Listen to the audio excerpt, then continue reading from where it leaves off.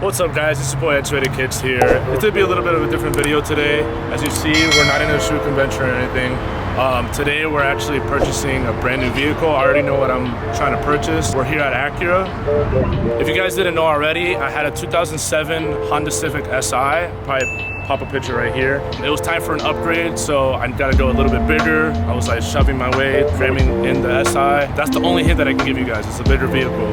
I wanted to mention to you guys, it's not me bragging or anything, it's just me showing you guys that I've worked hard to get to this point where I can get this type of vehicle. It's not like a dream car or anything either, it's just a step up that I needed more cargo space. Later in the video, I'm actually gonna break down on how I got here, tips on reselling or anything like that. I'll probably make some questions and answer them for you guys. Let's just get into this. I actually have a friend here that is gonna help me purchase the car. Let's see what we get into. Let's do it, bro. Welcome in. What's good? This is my boy B. He's gonna help us out through the whole process. Give yourself a shout out. Kerr_F30. You're fine. Yes, sir. He's gonna help us out. All right, so just finished getting a good deal. Gonna sign the papers and get into it. All right, sign here, sign here. Get your finesse on. Yo, congratulations.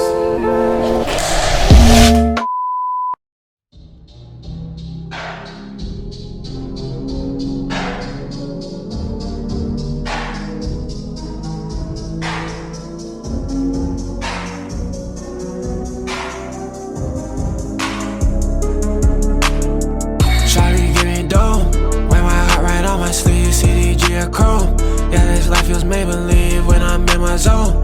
Counting money, smoking tree just to set the tone. She don't know her worth. She be in the clubs trying to make it work. Shawty barely getting by, all she do is twerk. Yeah, rehearsal cold, that's all on her shirt. I'm not Kanye, I went to a housewife, no way. You don't got the answers, no sway. Got me looking like a clown circus doorway. Just had a three-way, give it to you. Alright guys, if you guys didn't tell already, I got a 2021 Acura RDX in an A-Spec trim. The reason why I got an A-Spec trim is for two reasons. One being that this blue only comes in that A-Spec trim with a red interior, and two, just to hold its value.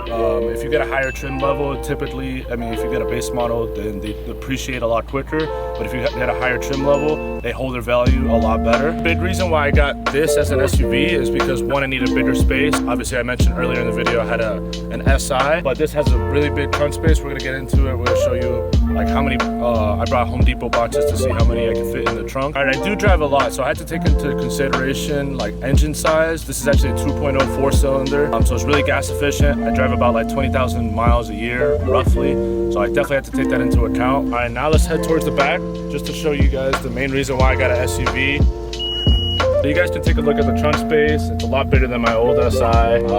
Obviously, this is a hatchback, so I can fit in a lot more stuff. I can fit Home Depot boxes. In my old SI, I think I was only able to fit one Home Depot box in the passenger seat. Now I can fit like, I think 3 or 4, but I have some Home Depot boxes here. But fold them out and show you guys how many we can stack up in here.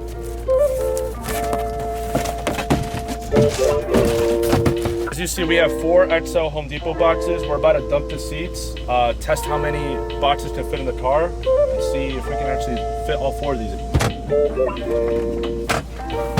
All right, so that's 1, 2, 3. I don't think it'll close. Okay, so 4 now. Cross fingers, let's see if this actually closes.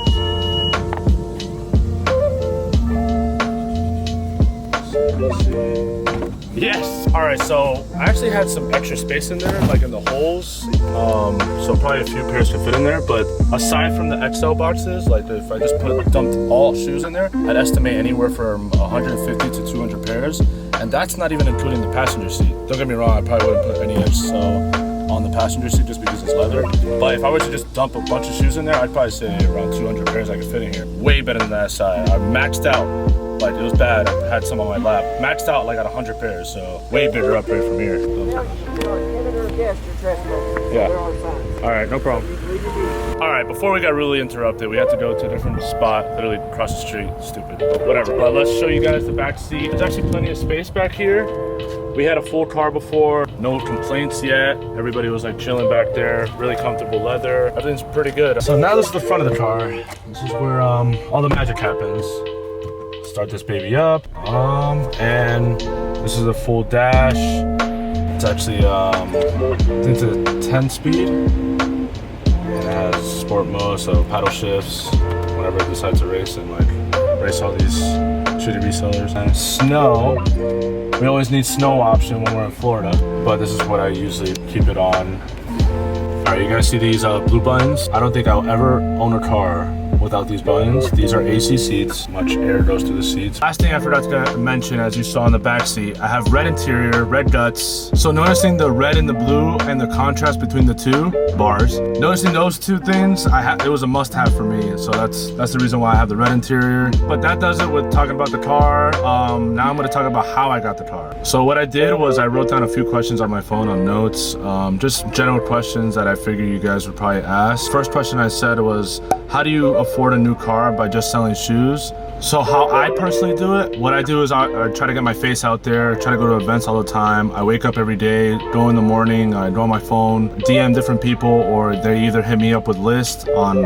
what to buy and stuff like that. So I make sure every single time I buy a shoe off of somebody, I take into consideration my margins in each purchase and then try to move it as quickly as possible. So obviously I have monthly payments for this car, so I try to do it like on a weekly basis. So if I buy a shoe, hopefully I get rid of it by the end of the week. If it takes a little bit longer, then hopefully by the end of the month, because obviously I'm gonna have to pay something off. But yeah, I think that's the best way I can answer this question. I know there's a lot of different advices that I can give you guys, but I just personally would work hard every single day. I would either try to get it at stores, try to get shoes online, or just try to go resell off of resell. So based off of events or people that you know, different resources like that. For the next question, how did I start reselling? So it was pretty weird. In middle school, I wasn't really into shoes. A lot of people around me were into shoes. And so I got roasted on for not having shoes because my mom never really paid for shoes back then. So I started off like just cutting grass, selling candy in high school and middle school. And that's how I built up some money.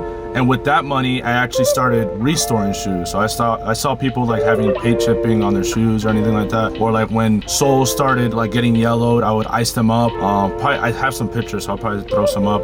So reselling shoes, I think I charged like $20 per shoe restoring. Honestly, I was there sometimes for hours and it was $20. But that's how I generated more income to start reselling. And then I don't know what was my first shoe I ever resold, but I know it was a shoe that I restored. So I bought it for dirt cheap. I would say probably like 80 bucks or something. And it was beat to shreds. I cleaned it up, restored it. And then I ended up selling it on eBay, I believe. And I made like, I honestly don't even remember, but I would say around like 50 to 80 bucks. I know I'd almost more than double my money. I wouldn't doubt it. And I just started doing that. And then that's when it started to get into buying it for retail and buying it off of other people. But starting was restoring shoes and building up income from there to then slowly getting into it. But at first it was a hobby. Never would have thought it was actually going to be full-time. Another question that I have here is like, how do you pinpoint what to sell or like how to sell your stuff?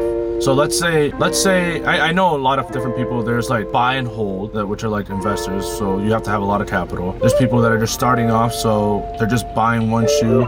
Typically, whenever you're starting off, you should go for retail. Obviously, you make crazy margins doing retail if you get a really good shoe, and that's how you build up capital at that point. You can buy off of resellers to then wholesale. So basically, that's what I do. I try to push out volume. I don't really look at crazy margins. There's times that I make $5, $10 per item, and I don't mind making that because I'm selling like 10 to 50 items at one time. So I sell it at bulk. And don't get me wrong, there's times I make more and there's sometimes I don't make anything at all. Maybe there's times I lose money. But at the end of the day, just to pinpoint how you sell, either you decide buy at retail and sell at resale, buy at resale and sell for higher resale, or just invest it, like do a long-term hold and see if it works out in 3 to 4 months or 6 to 8 months, then it'll work out. And then there's another way. See, there's so many different ways, I keep forgetting, but used shoes too. A lot of people just try to resort to brand new shoes, but let's say they're in like decent condition and somebody's just trying to get rid of them. You can buy them for a really good price and then make a crazy markup. Like honestly,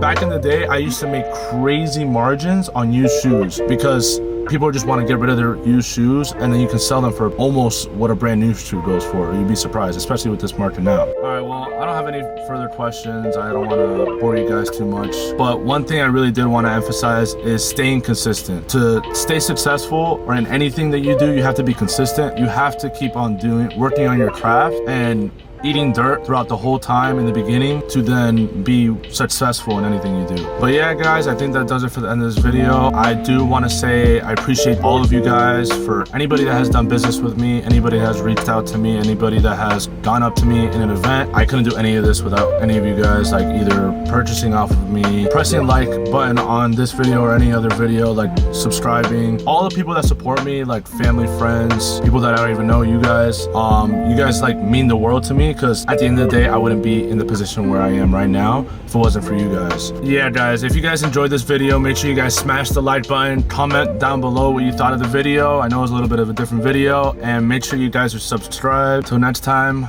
we are out. Beeping by the gate, I've been beeping by the gate, I've been damn all these stars on my head. Okay, it's cool, keep these eyes, keep me fresh. Chasing this through with me, sound my